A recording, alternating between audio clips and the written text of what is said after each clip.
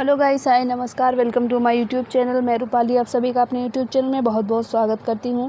और आज मैं वीडियो लेकर आई हूं भारतीय संविधान से रिलेटेड क्वेश्चंस के बारे में। तो हमारी पिछली वीडियोस को आप सभी ने बहुत ही ज़्यादा प्यार दिया और वॉच किया हमारे वीडियोज़ को। आपके लिए इम्पॉर्टेंट है ये वीडियो जो कि भारतीय संविधान से रिलेटेड है। तो यहाँ पर आज मैं जो क्वेश्चन डिस्कस करूँगी वो 238 से डिस्कस करूँगी। तो बाकी के क्वेश्चन हमारी पुरानी वीडियोस में मैंने डिस्कस किए थे, तो आप सब प्लीज़ उन वीडियोस को भी जाकर ज़रूर वॉच करें। और बहुत ही इंपॉर्टेंट है, जो लोग बीपीएससी का एग्ज़ाम दे रहे हैं, आप किसी भी लेवल का एग्ज़ाम दे रहे हो, सभी के लिए इम्पॉर्टेंट है। तो आइए चलते हैं आज के क्वेश्चंस की ओर। और आज के क्वेश्चंस की ओर चलने से पहले आप सभी से हाथ जोड़कर रिक्वेस्ट है कि जिन्होंने चैनल को अभी तक सब्सक्राइब नहीं किया है, आप सब प्लीज़ चैनल को सब्सक्राइब करें और हमारा भी सपोर्ट करें। आइए चलते हैं क्वेश्चन की ओर। यदि संसद के किसी सदन का कोई सदस्य दूसरे सदन का सदस्य भी निर्वाचित हो जाता है तो पहले सदन से उसकी सदस्यता कब समाप्त हो जाएगी? दूसरे सदन के लिए निर्वाचित होने के 14 दिन बाद, दूसरे सदन के लिए निर्वाचित होने वाले 14 दिन से, दूसरे सदन के लिए निर्वाचित होने वाले 30 दिन के भीतर उसे अपनी पहली सदस्यता का त्याग करना होगा, या फिर दूसरे सदन के सदस्य के रूप में शपथ ग्रहण करने वाले दिन से। तो यहाँ पर जो सही आंसर है 238 का ऑप्शन नंबर बी हो जाएगा। दूसरे सदन के लिए निर्वाचित होने के दिन से ही क्या हो जाएगी, सदस्यता समाप्त हो जाएगी। अगले क्वेश्चन की ओर चलते हैं। अगला क्वेश्चन है, किन संसद सदस्यों को गैर सरकारी सदस्य कहा जाता है?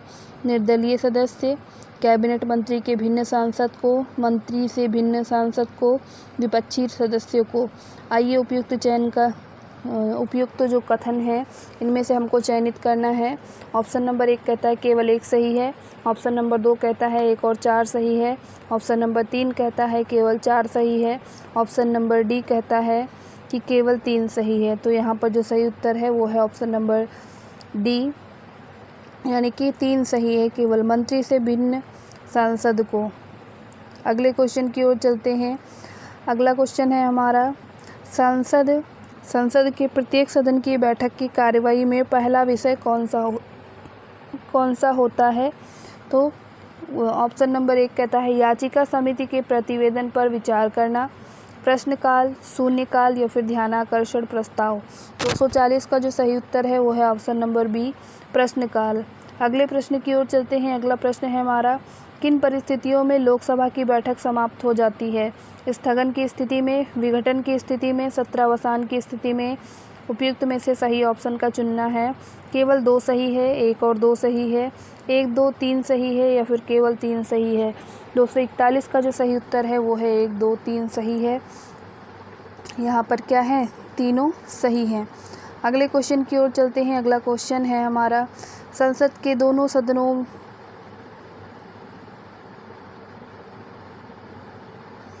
के स्थगन का अधिकार किसे प्राप्त है?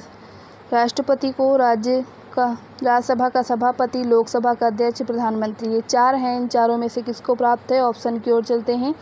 1 और 3 यथास्थिति, 2 और 3 यथास्थिति, केवल 4 या केवल 3। तो यहाँ पर 242 का जो राइट आंसर है ऑप्शन नंबर बी सही है, 2 और 3 यानी राज्यसभा का सभापति और लोकसभा का अध्यक्ष। यहाँ पर ये दोनों क्या हैं, सही हैं। अगले क्वेश्चन की ओर मूव करते हैं। अगला क्वेश्चन है, संसद के दोनों सदनों का सत्रावसान कौन करता है? लोकसभा का अध्यक्ष, राष्ट्रपति, संसदीय कार्य मंत्री, या फिर उपराष्ट्रपति। 243 का जो सही उत्तर है वो है option number B. Option number B सही है, राष्ट्रपति। अगले क्वेश्चन की ओर चलते हैं। अगला क्वेश्चन है हमारा, संसदीय विशेषाधिकारों के संबंध में अंतिम निर्णायक कौन होता है? लोकसभा का अध्यक्ष, राज्यसभा का सभापति, सर्वोच्च न्यायालय, या फिर राष्ट्रपति, और लास्ट है स्वयं संसद। तो 244 का जो सही उत्तर है ऑप्शन नंबर ई होगा, 244 का ऑप्शन नंबर डी होगा, राष्ट्रपति यहाँ पर क्या है, सही उत्तर है ऑप्शन नंबर डी। अगले क्वेश्चन की ओर चलते हैं। अगला क्वेश्चन है 245 और ये कहता है कि सांसद किसको पदच्युत करने की सिफारिश नहीं करती? संसद किसको पदच्युत करने की सिफारिश नहीं करती? महान्यायवादी, मुख्य न्यायाधीश, महालेखा नियंत्रक या फिर मुख्य निर्वाचन आयुक्त। 245 का जो सही आंसर है ऑप्शन नंबर 1 सही होगा, महान्यायवादी। अगले क्वेश्चन की ओर चलते हैं। कौन सा कृत्य लोकसभा के अध्यक्ष का नहीं है? संसद की कार्यवाहियों एवं प्रक्रियाओं का संचालन, सदन की समितियों के सदस्य को नियुक्त करना, वाद विवाद और मतदान में भाग लेना, या निश्चय करना कि कोई विधेयक धन विधेयक है या नहीं। 246 का जो सही उत्तर है ऑप्शन नंबर सी सही है, वाद विवाद और मतदान में भाग लेना। अगले क्वेश्चन की ओर चलते हैं। अगला क्वेश्चन है, सांसद द्वारा पुनर्विचार के बाद प्रस्तुत किए गए विधेयक पर क्या राष्ट्रपति अपनी स्वीकृति देने के लिए बाध्य है? नहीं, हाँ, वह पुनः विचार करने हेतु कह सकता है या फिर अनुमति विधारित कर सकता है। 47 का जो सही आंसर है वो है ऑप्शन नंबर सी, वह पुनर्विचार के लिए कह सकता है। अगला क्वेश्चन है 248, ये कहता है संसद के साधारण बहुमत या बहुमत का क्या अर्थ है?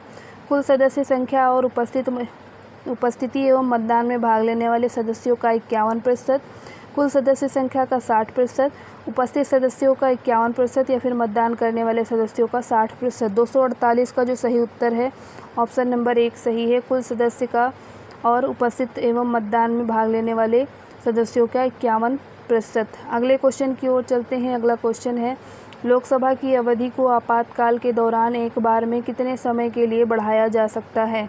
1 वर्ष, 6 माह, 2 वर्ष या फिर अनिश्चित काल के लिए। तो यहाँ पर जो सही उत्तर है 249 का, तो ये क्या है? 249 का जो राइट आंसर है ऑप्शन नंबर 1 सही है, ए। ऑप्शन नंबर ए यहाँ पर राइट आंसर है। अगले क्वेश्चन की ओर चलते हैं। अगला क्वेश्चन है, भारत की संचित निधि में कहाँ से धन आता है? भारत सरकार को प्राप्त उधारों से, भारत सरकार को प्राप्त राजस्व से, भारत सरकार को किए गए ऋण के भुगतान से या फिर उपरोक्त सभी से। 250 का जो सही उत्तर है वो है ऑप्शन नंबर डी, उपरोक्त सभी स्रोतों से। अगले क्वेश्चन की ओर चलते हैं। अगला क्वेश्चन है यहाँ पर, ये कहता है कि संसद सदस्यों के विशेषाधिकारों के संबंध में क्या सत्य है? सदस्यों को सिविल मामलों में गिरफ्तारी से उन्मुक्ति है, आपराधिक मामलों में उन्हें गिरफ्तारी से छूट नहीं है, निवारक विरोध विधि के अधीन उन्हें गिरफ्तारी से छूट नहीं है, या फिर उपरोक्त सभी सत्य हैं। 251 का जो सही उत्तर है ये क्या है? सारे ही सत्य हैं। अगले क्वेश्चन की ओर चलते हैं। अगला क्वेश्चन है हमारा, निम्नलिखित में से कौन सा कथन सत्य है?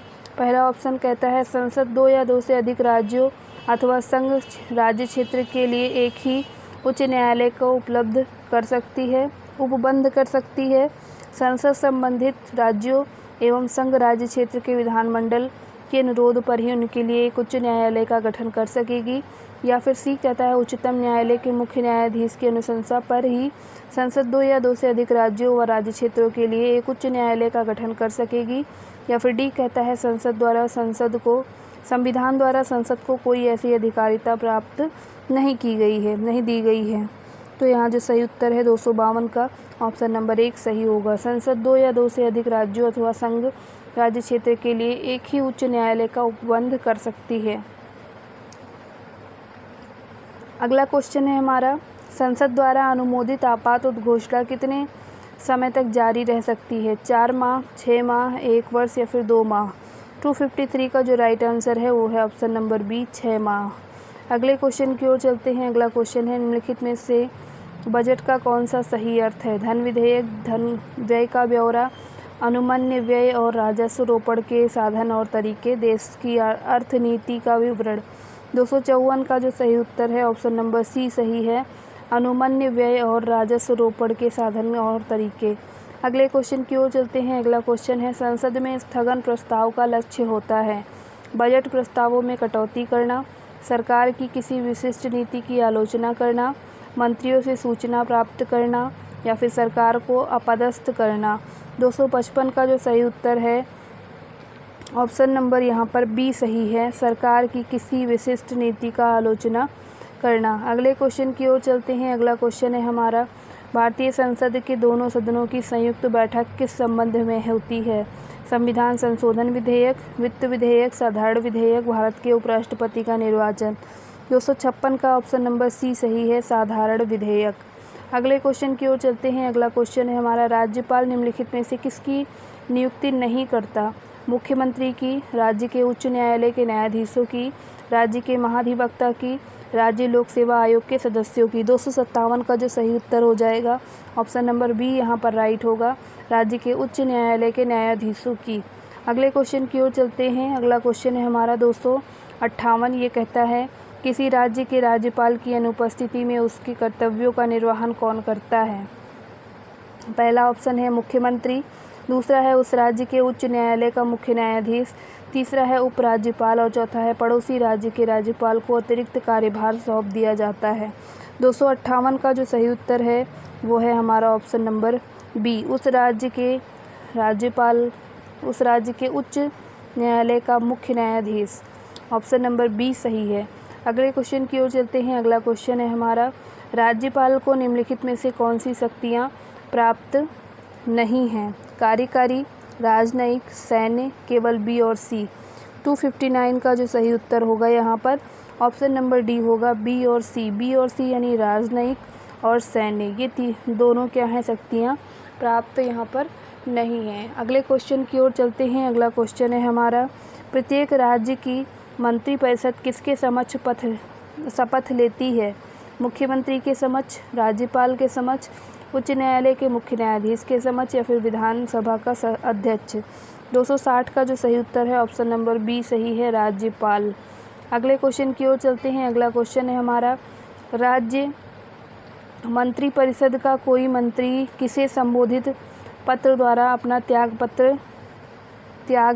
सकता है। मुख्यमंत्री को, अपनी पार्टी के अध्यक्ष को, राज्यपाल को, विधानसभा अध्यक्ष को। तो यहाँ पर 261 का जो सही उत्तर है ऑप्शन नंबर सी सही है, राज्यपाल को। अगले क्वेश्चन की ओर चलते हैं। अगला क्वेश्चन है हमारा राज्यपाल अपने विवेकाधीन कृत्यों के अनुपालन में किसके नियंत्रण के अधीन कार्य करता है। मुख्यमंत्री, प्रधानमंत्री, राज्य की विधानसभा या फिर राष्ट्रपति। 262 का ऑप्शन नंबर डी सही है। अगले क्वेश्चन की ओर चलते हैं। अगला क्वेश्चन है हमारा राज्यपाल की योग्यता के संबंध में कौन निम्नलिखित में से क्या सत्य है। तो यहाँ पर कथन है वह भारत का नागरिक हो, 35 वर्ष की आयु पूरी कर चुका हो, लाभ के पद पर ना हो और वह राज्य विधानसभा का सदस्य बनने के लिए अहिरित हो। तो यहाँ पर ऑप्शन नंबर 1 कहता है 1, 2, 3 सही है, 2 कहता है 1 और 2 सही है और 3 कहता है 2, 3 और 4 सही है और लास्ट कहता है सारे सही हैं। तो 263 का जो सही उत्तर हो जाएगा ऑप्शन नंबर डी है, सारे ही क्या हैं सही हैं, ये सारी चीज़ें होनी चाहिए। अगले प्रश्न की ओर चलते हैं। अगला प्रश्न है हमारा निम्नलिखित में से किसकी नियुक्ति राज्यपाल नहीं करता।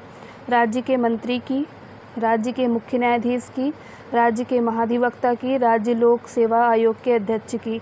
264 का जो सही उत्तर हो जाएगा वो क्या होगा, तो 264 का सही उत्तर ऑप्शन नंबर डी हो जाएगा, राज्य लोक सेवा आयोग के अध्यक्ष की। अगले क्वेश्चन की ओर चलते हैं। राज्य सरकार का प्रथम विधि अधिकारी कौन होता है। महान्यायवादी, राज्य का मुख्य न्यायाधीश, राज्य का महाधिवक्ता या फिर राज्य का विधि मंत्री। 265 का जो सही उत्तर हो जाएगा ऑप्शन नंबर सी, राज्य का महाधिवक्ता। ऑप्शन नंबर सी हो जाएगा। अगले क्वेश्चन की ओर चलते हैं। अगला क्वेश्चन है यहाँ पर राज्यपाल को उसके पद और गोपनीयता की शपथ कौन दिलवाता है। राज्य उच्च न्यायालय का मुख्य न्यायाधीश, राष्ट्रपति, राज्य विधानसभा का अध्यक्ष या फिर उसे शपथ नहीं लेनी पड़ती।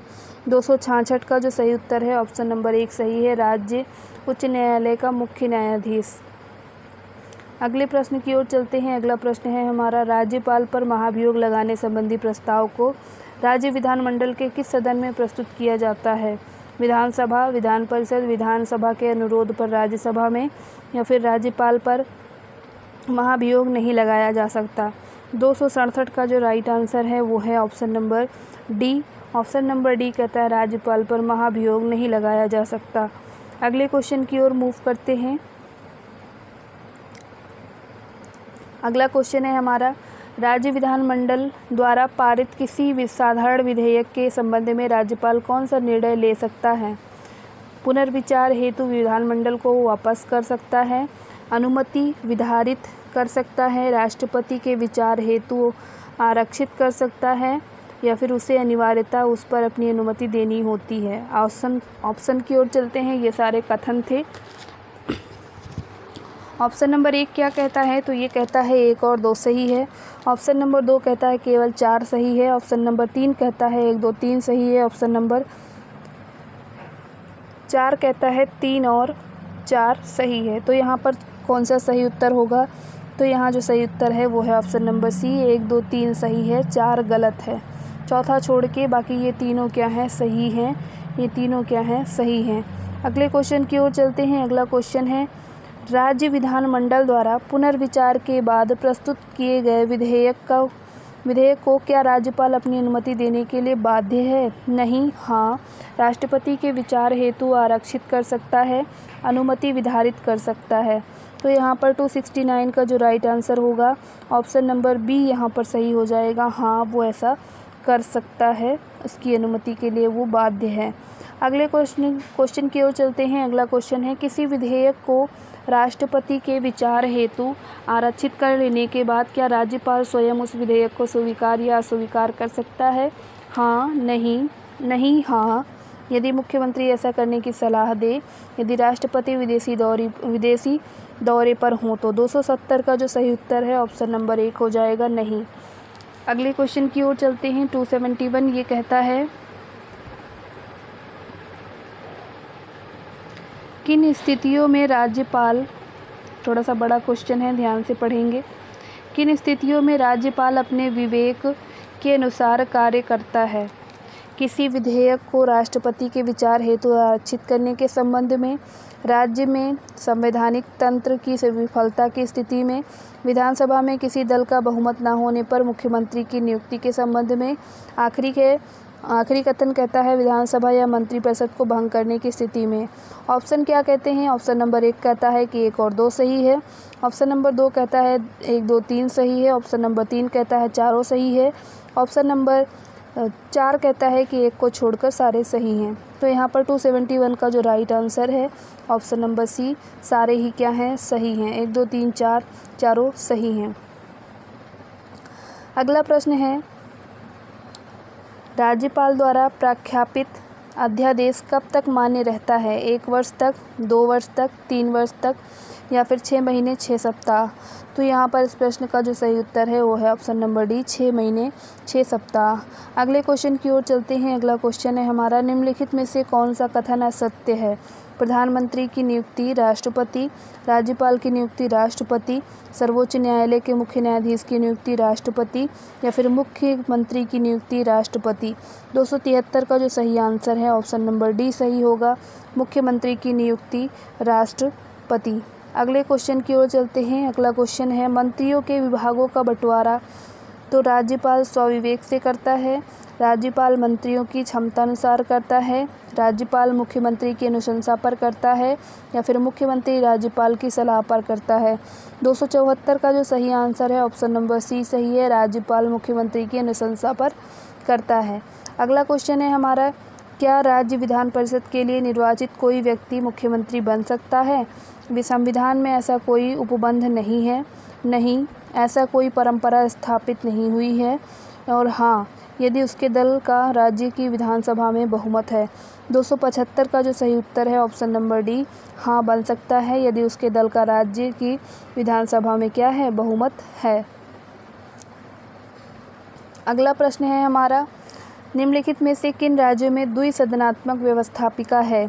आंध्र प्रदेश, बिहार, जम्मू कश्मीर, राजस्थान, कर्नाटक, पश्चिम बंगाल, आंध्र प्रदेश, उत्तर प्रदेश, बिहार, कर्नाटक या फिर तमिलनाडु, आंध्र प्रदेश, उत्तर प्रदेश, बिहार, कर्नाटक। लास्ट कहता है महाराष्ट्र, आंध्र प्रदेश, उत्तर प्रदेश, बिहार, जम्मू कश्मीर, कर्नाटक। तो कहाँ पर है ये? तो ये जो सही उत्तर है 276 का ऑप्शन नंबर 1 सही है। आंध्र प्रदेश, बिहार, जम्मू कश्मीर, राजस्थान और कर्नाटक में द्विसदनात्मक व्यवस्थापिका है। अगले क्वेश्चन की ओर चलते हैं। अगला क्वेश्चन है, राज्य की विधानसभा के संबंध में क्या सत्य है? इसे राज्यपाल किसी भी समय भंग कर सकता है, राष्ट्रपति इसे किसी भी समय निलंबित कर सकता है, इसका सामान्य कार्यकाल 5 वर्ष है, उपरोक्त सभी। 277 का जो सही उत्तर है वो सारे ही सही हैं, ऑप्शन नंबर डी। अगले प्रश्न की ओर चलते हैं। अगला प्रश्न आज के इस सीरीज़ का अंतिम प्रश्न है और ये कहता है कि प्रत्येक राज्य की विधानसभा में कम से कम 60 सदस्य होने चाहिए। यह व्यवस्था किस राज्य के संबंध में लागू नहीं होती? पहला है गोवा, त्रिपुरा, तीसरा है नागालैंड, चौथा है हिमाचल प्रदेश। 278 का जो सही आंसर है ऑप्शन नंबर 1 सही है गोवा। ऑप्शन नंबर 1 सही है गोवा। तो आपको आज का ये प्रैक्टिस सेशन जो कि हमारा इंडियन पॉलिटी था, यानी भारतीय संविधान के ऊपर था ये क्वेश्चन आंसर सीरीज़, आपको कैसा लगा कमेंट बॉक्स में कमेंट करके ज़रूर बताएं। कोई क्वेरी हो तो वो भी आप कर सकते हैं। और इसके साथ ही साथ आप सभी से हाथ जोड़कर रिक्वेस्ट है कि प्लीज़ आप सब चैनल को ज़रूर सब्सक्राइब करें और वीडियो को शेयर करें, लाइक करें। Thank you for watching. नमस्कार, जय हिंद।